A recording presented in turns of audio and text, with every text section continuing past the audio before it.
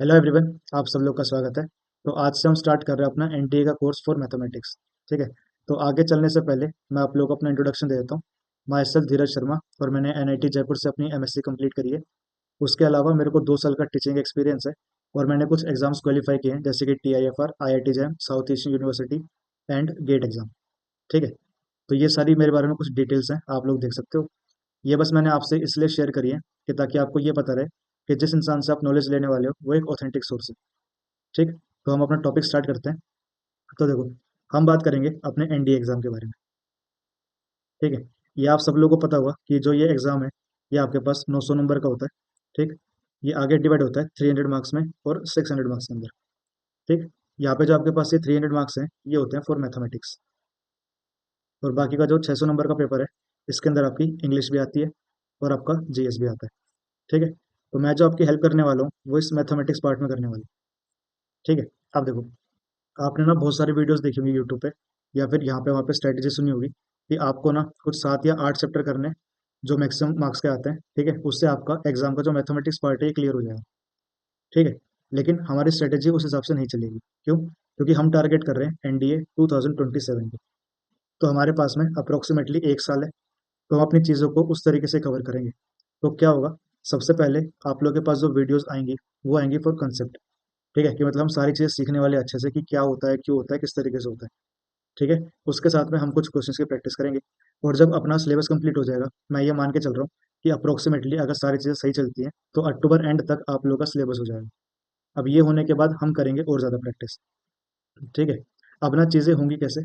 सबसे पहले जो हम चीज़ें करने वाले हैं वो होंगी बेसिक मैथमेटिक्स की। ठीक है। बेसिक मैथ का मतलब क्या है कि इसके अंदर ना आपको कुछ बेसिक आइडेंटिटीज बताई जाएंगी, जैसे कि आप सबने पढ़ा होगा कि A+B का होल स्क्वायर क्या होता है। ठीक है। A+B का क्यूब क्या होता है।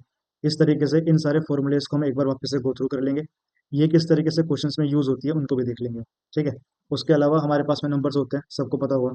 रियल नंबर्स क्या होते हैं, रैशनल इरेशनल नंबर क्या होता है, इन सब की प्रॉपर्टीज। ठीक है। रेक्टेंगल, ट्रायंगल, जो भी कुछ अपने पास में बेसिक मैथमेटिक्स के अंदर, कि जो सारी चीज़ें हम लोग को पहले से आनी चाहिए। ठीक है। उसके अलावा जो हमें मेन बात करनी है वो हमें फंक्शंस के बारे में बात करनी है। ठीक है। देखो, फंक्शंस के ऊपर ना हम एक बार दोबारा आएंगे जब हम अपना चैप्टर पढ़ेंगे सेट रिलेशनल फंक्शन का। ठीक है। आप में से जो भी कोई अभी 11th में है, या फिर जो 11th पास करके 12th के अंदर आ चुका है, तो आपने ये चीज़ देखी होगी कि आपका चैप्टर नंबर 1 सेट होता है क्लास 11th के अंदर। ठीक है। उसके बाद चैप्टर 2 रिलेशनल फंक्शन आता है, और यही रिलेशनल फंक्शन आगे चल के आपके पास में क्लास 12th के अंदर भी आता है। ठीक है। तो ये जो 3 टॉपिक हैं ये आपके पास में बहुत ही ज़्यादा ईजी होते हैं। ठीक। और इनको समझने के लिए, और देखो क्या होता है कि आपको ना सेट आना चाहिए रिलेशन समझने के लिए, और रिलेशन आनी चाहिए फंक्शन को समझने के लिए। ठीक है। अब यहाँ पे जो फंक्शन है उसके अंदर हम सारी चीज़ों को डिस्कस करेंगे कि फंक्शन क्या होते हैं, कितने टाइप के होते हैं, क्या कुछ चीज़ें। लेकिन यहाँ पे जो हमें फंक्शन के बारे में बात करनी है, यहाँ पे हम कुछ स्पेशल टाइप ऑफ फंक्शंस के बारे में बात करेंगे। जैसे कि हमारे पास में GIF फंक्शन है। GIF क्या होता है? Greatest integer function. ठीक है। इस तरीके से हमारे पास में फ्रैक्शनल पार्ट है। ठीक। उसके अलावा आपके पास लॉग फंक्शन होता है। ठीक। ऐसे ही हमारे पास एक्सपोनेंशियल फंक्शन होता है। ठीक है। इसके बाद में हमारे पास एक मॉड फंक्शन भी होता है। ठीक है। तो ये कुछ फंक्शन हो गए। इसके अलावा कांस्टेंट फंक्शन क्या होते हैं। ठीक। बाद में लीनियर फंक्शन क्या होगा। ठीक है। क्वाड्रेटिक इक्वेशन क्या होती है। ये वाला कौन सा फंक्शन होता है अपने पास, इस तरीके से। ठीक है। क्यूबिक क्या होता है। उसके बाद में साइन एक्स, इसका ग्राफ देखेंगे हम। कोस एक्स का ग्राफ देखेंगे। ठीक है। टेन एक्स का ग्राफ देखेंगे। और जो इनके रेसिप्रोकल है, कोसेक एक्स, सेक एक्स, और हमारे पास कोट एक्स। ठीक है। तो मेनली हमें यहाँ पे जो चीज़ें देखनी है ना वो हमें ग्राफ के बारे में देखनी है, कि इनका ग्राफ क्या होता है, किस तरीके से ये सारी चीज़ें दिखती हैं, इनकी प्रॉपर्टीज क्या होती है, उन सब के बारे में बात करेंगे यहाँ पे। ठीक है। अब इन सब चीज़ों को हम पहले क्यों कर रहे हैं, क्योंकि आगे ये किसी भी चैप्टर के अंदर यूज हो सकता है इसका। ठीक है। तो हमारे पास में काफ़ी अच्छे लेवल के अप्रोच होने चाहिए, कि जिससे हम अपने क्वेश्चन को बहुत ही कम समय के अंदर सॉल्व कर सकें। ठीक। तो इसलिए ये सारी चीज़ें पहले देखनी ज़रूरी है। उसके अलावा ग्राफ के अंदर जब ये हो जाएगा, इसके बाद हम शिफ्टिंग ऑफ ग्राफ देखेंगे। ठीक है। शिफ्टिंग ऑफ ग्राफ क्या होता है वो आपको आगे पता चल जाएगा। ठीक। इसके साथ में हमारे पास में एक और चीज़ होती है जिसको हम बोलते हैं वेवी कर्व। ठीक है। जो ये वेवी कर्व मेथड है ना, ये हाईली इंपॉर्टेंट है। ये आपके 2-3 जगहों पर काम आएगा। तो इन सब चीज़ों को बहुत ही ध्यान से करना हम लोग को। ठीक है। जैसे ही अपना जो बेसिक मैथमेटिक्स है ये कवर हो जाएगा, इसके बाद हम बात करेंगे ट्रिग्नोमेट्री के बारे में। ट्रिग्नोमेट्री के अंदर हमारे पास में इसके एंगल्स आते हैं। ठीक है। ट्रिग्नोमेट्रिक रेशियोज आते हैं। इसके अलावा हमारे पास हाइट एंड डिस्टेंस है। इसके अलावा हमारे पास में इनवर्स ट्रिग्नोमेट्रिक फंक्शन होता है। और लास्ट में हमारे पास हाइपरबोलिक फंक्शन। ठीक है। तो ये सारी चीज़ें हैं जो हम लोग अपने ट्रिग्नोमेट्री के अंदर देखेंगे। फिर इसके बाद में हम बात करेंगे मैट्रिक्स एंड डिटर्मिनेंट के बारे में।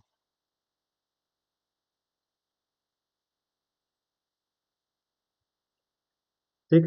तो ये जो अपने पास में चैप्टर है, ये चैप्टर 3 एंड चैप्टर 4 है क्लास 12th का। ठीक। और ना बहुत ज़्यादा इजी चैप्टर है ये, मतलब एकदम पूरा फॉर्मूला बेस्ड है, और इससे अच्छे खासे क्वेश्चन आते हैं आपके एनडीए के एग्जाम में। ठीक है। तो ये हमारे पास में बहुत ज़्यादा इंपॉर्टेंट टॉपिक हो जाएगा। ठीक। इसके बाद में हम बात करेंगे एलजेब्रा के बारे में। एलजेब्रा के अंदर हमारे पास क्या आएगा? Set relation function. ठीक है। इसके अलावा हमारे पास सीक्वेंस एंड सीरीज आएंगी। सीक्वेंस एंड सीरीज में क्या आएगा? एपी क्या होता है, जीपी क्या होता है, और एचपी क्या होता है। ठीक है। इसके बाद में कॉम्प्लेक्स नंबर। ठीक। फिर इसके अलावा हमारे पास पी एंड सी होता है। पी एंड सी का मतलब परम्यूटेशन कॉम्बिनेशन।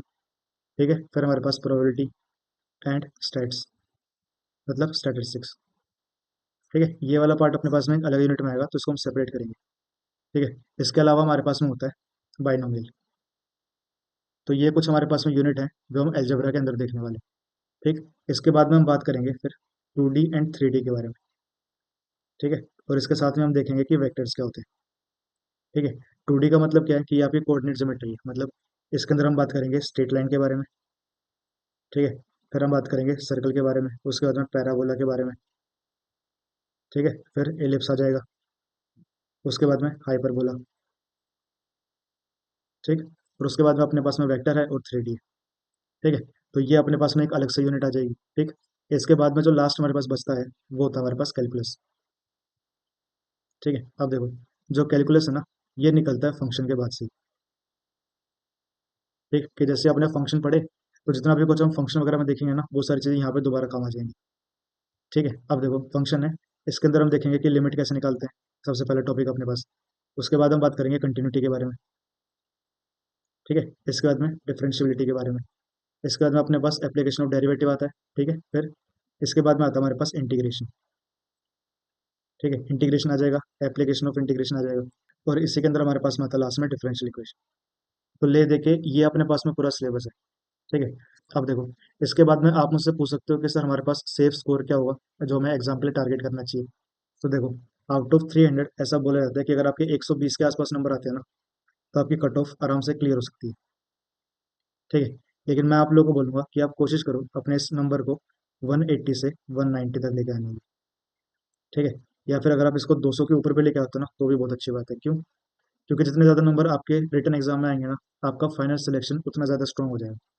ठीक है। क्योंकि ये आपको ही पता होगा कि सबसे पहले जो आपका रिटन एग्जाम है, ठीक है, रिटन के बाद आप लोग की एसएसबी होगी। तो जो ये आपकी एसएसबी है, इसके अंदर ना अप्रोक्सीमेटली सबके सेम नंबर ही आते हैं। ठीक है। और जो लास्ट आपकी मेरिट लिस्ट बनती है, वो बनेगी रिटन और एसएसबी के मार्क्स को ऐड करके। तो अगर आपके रिटन के अंदर काफ़ी ज़्यादा अच्छे नंबर होंगे, तो आपका फाइनल सिलेक्शन होना काफ़ी ईजी हो जाएगा। ठीक है। तो इसलिए रिटन में कोशिश ये करनी है कि हमारे बहुत अच्छे नंबर है। ठीक है। अब इसके अलावा मैंने व्हाट्सएप पे एक ग्रुप बना रखा है, आप उसमें ऐड हो सकते हो। ठीक है। इसका लिंक जो है वो मैं आपको डिस्क्रिप्शन में दे दूँगा।